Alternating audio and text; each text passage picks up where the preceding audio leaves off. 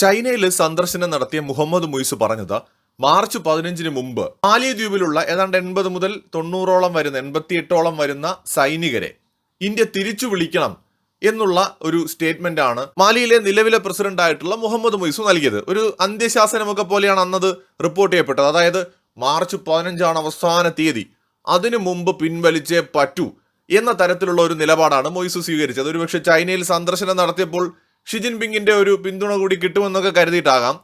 പക്ഷേ പോയി പണി നോക്കാൻ ഇന്ത്യ പറഞ്ഞു എന്നാണ് ഇപ്പോൾ വ്യക്തമാവുന്നത്.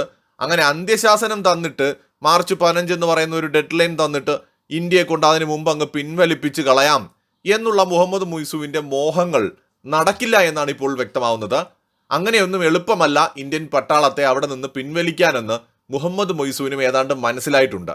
ഇന്ത്യ ഔട്ട് ക്യാമ്പയിൻ നടത്തി അധികാരത്തിലെത്തിയ മുയ്സുവിന് ഇന്ത്യൻ പട്ടാളത്തെ അവിടെ നിന്ന് പിൻവലിക്കാനായി സാധിച്ചാൽ അത് രാഷ്ട്രീയമായി വലിയ നേട്ടമുണ്ടാക്കുമെന്ന് ഉറപ്പാണ്. മുൻ സർക്കാരുകളുടെ കരാറുകളുടെ അടിസ്ഥാനത്തിൽ ഇന്ത്യൻ മഹാസമുദ്രത്തിന്റെയും മാലിദ്വീപിന്റെയും സുരക്ഷയുടെ കൂടി ഭാഗമായിട്ടാണ് ഇന്ത്യൻ സൈനികർ അവിടെ തുടരുന്നത്.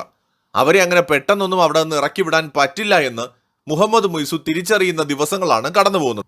ഇപ്പൊ ഏറ്റവും ഒടുവിൽ ഇന്ത്യയും മാലിയും ദ്വീപും തമ്മിൽ ഒരു 2ാം ഘട്ട ചർച്ച നടന്നിരിക്കുകയാണ്.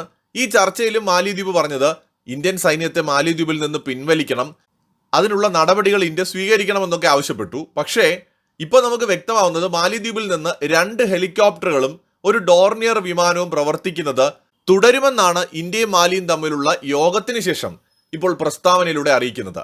അതായത് ഇന്ത്യയുടെ ഹെലികോപ്റ്ററും ഡോർണിയർ വിമാനവും അവിടെ തന്നെ കാണും. അത് ഓപ്പറേറ്റ് ചെയ്യാനായിട്ട് ഇന്ത്യയിൽ നിന്ന് ആരെങ്കിലും എത്തിയിട്ടുണ്ടെങ്കിൽ അവരും അവിടെ ഉണ്ടാകുമെന്നാണ് അതിൻ്റെ സൂചന.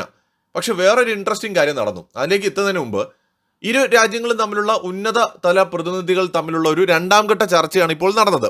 ആദ്യഘട്ടം ജനുവരി 14 നടന്നത്. അപ്പം അതിനൊക്കെ ഒപ്പമാണ് നമ്മുടെ മൊയ്സു പറഞ്ഞത് മാർച്ച് 15 എന്ന് പറയുന്നത് ഒരു ഡെഡ് ലൈൻ ആയിട്ട് തന്നിട്ട് അതിൻ്റെ ഉള്ളിൽ ഇന്ത്യൻ പട്ടാളക്കാരെ പിൻവലിക്കണമെന്നുള്ള രീതിയിലുള്ള ഒരു സ്റ്റേറ്റ്മെന്റ് ഒക്കെ നടത്തിയത്.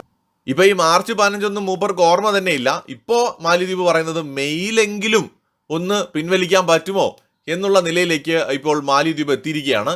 ഇന്ത്യൻ സൈനികർ മെയ് 10 രാജ്യത്ത് നിന്ന് മടങ്ങുമെന്നാണ് പ്രതീക്ഷിക്കുന്നത് എന്നാണ് ഉന്നതതല യോഗത്തിന് ശേഷം പുറത്തിറക്കിയ മാലിദ്വീപിന്റെ പ്രസ്താവനയിൽ പറയുന്നത്. മേ ബി ഒരുപക്ഷെ ഇന്ത്യ എഗ്രി ചെയ്തിട്ടുണ്ടാകാം, ചെയ്യാതിരിക്കാം. പക്ഷേ മാർച്ച് 15 കാര്യം ഇപ്പം എന്തായി? മാർച്ച് 15 പോകണമെന്ന് ഇന്ത്യയോട് പറഞ്ഞാൽ ഇന്ത്യയെ പോലെ ഒരു രാജ്യം അതിന് നിന്നു കൊടുക്കുമെന്ന് ഈ മണ്ടൻ മൊയ്സു വിചാരിച്ചു കളഞ്ഞല്ലോ എന്നുള്ളതാണ്. അതായത് ഇന്ത്യ ഒരിക്കലും അതിന് നിൽക്കില്ല. ഇപ്പൊ ഇന്ത്യ അവിടെ നിന്ന് ഈ സൈനികരെ പിൻവലിച്ചില്ല എങ്കിൽ മാലിദ്വീപ് എന്ത് ചെയ്യും? യുദ്ധത്തിന് വരുമോ? അല്ലെങ്കിൽ ചൈനയെയും അല്ലെങ്കിൽ പാകിസ്ഥാനെയും കൂടെ വിളിച്ചുകൊണ്ട് വന്ന് യുദ്ധം ചെയ്യുമോ? ഇന്ത്യൻ മഹാസമുദ്രമാണ്, ഇന്ത്യയുടെ മൂക്കിന്റെ തുമ്പത്ത് കിടക്കുന്ന രാജ്യമാണ്. ഒരു ചുക്കും ചെയ്യാൻ പറ്റില്ല. ഇന്ത്യയെ കൺവിൻസ് ചെയ്ത് ഒരു സമാധാനത്തിന്റെ വഴിയിലൂടെ ഇന്ത്യയെ കൊണ്ട് അത് ചെയ്യിപ്പിക്കാൻ പറ്റുള്ളൂ.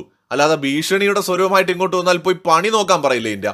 ഇപ്പൊ അത് തന്നെയാണ് സംഭവിച്ചത്. മൊയ്സു താഴെ ഇറങ്ങി. ഇപ്പൊ എങ്ങനെയെങ്കിലും ഒന്ന് പട്ടാളക്കാരെ ഇന്ത്യ ഒരു 10 പേരെങ്കിലും പിൻവലിച്ചാൽ രാഷ്ട്രീയ നേട്ടം ഉണ്ടാകും എന്നാണ് ഇപ്പോൾ മാലിയിലെ പ്രസിഡന്റ് കരുതുന്നത്. അല്ലാതെ വന്നാൽ അയാളുടെ ഇമേജ് തകർന്ന് തരിപ്പണമാകുമെന്നും അദ്ദേഹത്തിന് അറിയാം. ഈ 2ാം ഘട്ട ചർച്ചയ്ക്ക് ശേഷം മാലിദ്വീപിന്റെ സ്റ്റേറ്റ്മെന്റിനകത്ത് ഇന്ത്യ മെയ് 10 സൈന്യത്തെ പിൻവലിക്കുമെന്ന് സൂചിപ്പിക്കുന്നുണ്ടെങ്കിലും ഇന്ത്യ പുറത്തിറക്കിയ പ്രസ്താവനയിൽ സൈനിക പിന്മാറ്റത്തെക്കുറിച്ച് ഒരു അക്ഷരം പറയുന്നില്ല എന്നുള്ളതാണ് മറ്റൊരു ഇൻട്രസ്റ്റിംഗ് ആയിട്ടുള്ള ഒരു കാര്യം.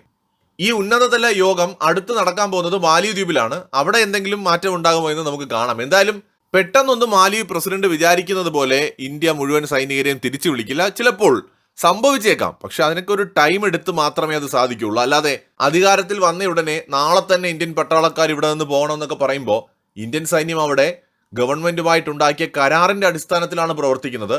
അത് സുരക്ഷയുമായി ബന്ധപ്പെട്ടുള്ള ഒരു രീതിയിലാണ് അവിടെ പ്രവർത്തിക്കുന്നത്. അല്ലാതെ മാലിയുടെ പരമാധികാരത്തിന് മേലുള്ള കടന്നുകയറ്റമൊന്നും ഇന്ത്യ നടത്തിയിട്ടില്ല. മാത്രമല്ല വലിഞ്ഞു കയറി വന്നതല്ല, കരാറുകൾ ഉണ്ടാക്കി തന്നെയാണ് അവിടെ നിൽക്കുന്നത്. അപ്പോൾ അതുകൊണ്ട് അങ്ങനെ പെട്ടെന്ന് ഇറങ്ങിപ്പോകാൻ പറഞ്ഞാൽ പോകാൻ സൗകര്യമില്ല എന്ന നിലപാട് തന്നെയായിരിക്കും ഇന്ത്യ എടുക്കുക. മാത്രമല്ല ഈ മെയ് വരെയൊക്കെ മൊയ്സു അവിടെ ഉണ്ടാകുമോ എന്നുള്ളതാണ് ഏറ്റവും പ്രസക്തമായ ചോദ്യം. അതിനു മുമ്പ് മൊയ്സുവിന്റെ കസേര തെറിക്കാനുള്ള സാധ്യതയും വളരെ കൂടുതലാണ്. മറ്റൊരു വീഡിയോയുമായി വീണ്ടും കാണാം.